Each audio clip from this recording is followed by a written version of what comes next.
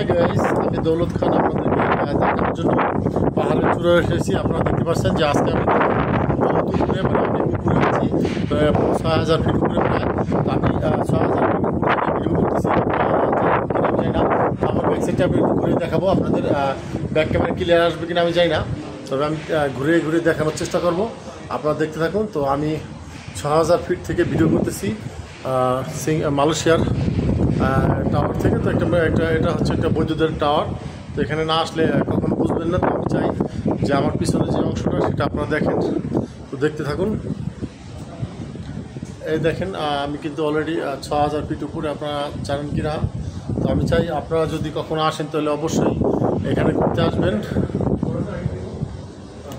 তো আমি ঘুরে ঘুরে দেখে এটা অনেক কিছু আপনাদেরকে বোঝাতে চাই।